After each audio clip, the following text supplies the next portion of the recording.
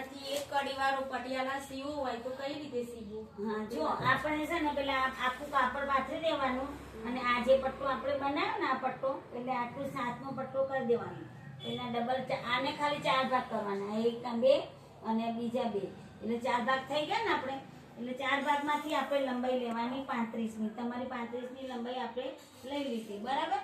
એ લીધા પછી જે આ ભાગ ખુલ્લો ભાગ હોય ને આપણને એ કાપવાનું નહીં, ડાયરેક્ટ આપણને મૂકી અને પેલો ખૂણો લો. હું બતાવું તમને પેલો ખૂણો બે ભેગું આપો.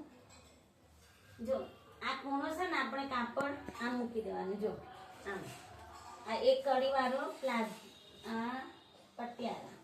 જો આ ખૂણાવાળું થઈ ગયું, આપણો બંધ ભાગ થઈ ગયો ને આપણે આ એ બંધ ભાગમાં છોડીને અને આ જે આપણે 4 ભાગ કર્યા હતા ને એમાંથી આ મોરીનો ભાગ કહેવાય. જો આ મોરીનો ભાગ 7.5 મોરી.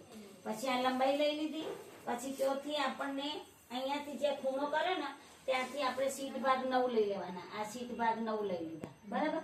પછી જે આ પટનાની લંબાઈ હતી ને એ આપણું આખું કાપી દેવાનું. અહીંયાથી કાપી અને આખું છૂટું પાડી દેવાનું. જો છૂટું પાડી દીધું ને આપણે અને અહીંયાથી કરીને પછી આનું ભાગ હતું ને જે સીટ ભાગ એનું અલગ કરી દેવાનું.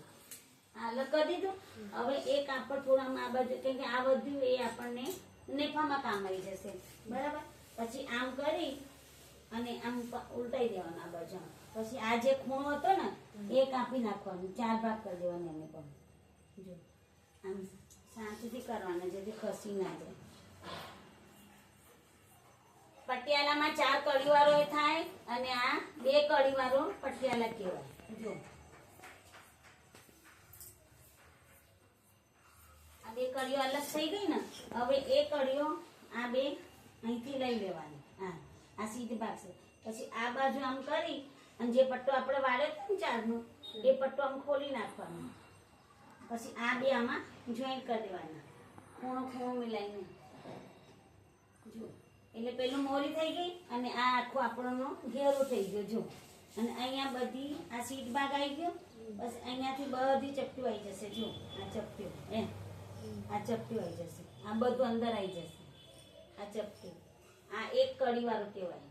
આમાં કડી ના આવે આ બાજુ અને આ ભાગમાં કડી આવે એટલે આ ભાગ છે ને આપણને આગળમાં લાગી જશે. અને પેલામાંથી આપણને કપડામાંથી નેફો કરી દેવાનું 4 ભાગ કરી. આ નેફો જે વધ્યો હોય ને આપણને કાપડ આમાંથી આપણે નેફો કરી દઈશું બરાબર ને. આ 9નું અને 12નું ભાગ. જો આ કડીવાળું થઈ છે. પછી આમાંથી નેફો કરી દેવાનું. નેફામાં આપણે ભલે સાંધો આવે તો વાંધો નહીં આટલું બરાબર. હવે આમાંથી નેફો કરવા માટે તમારે સાંધો આવશે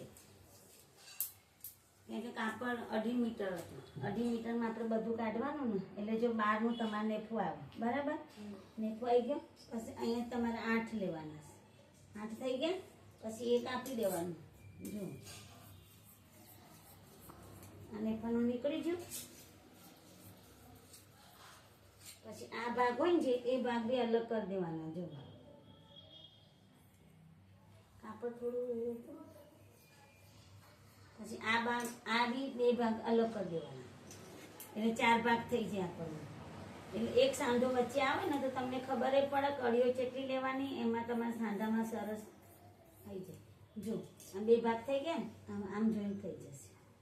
આ થઈ ગયો ને.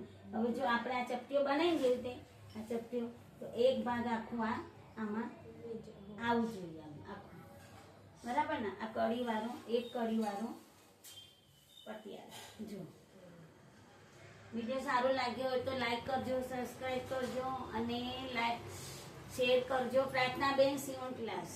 ઓકે બેનો, બાય.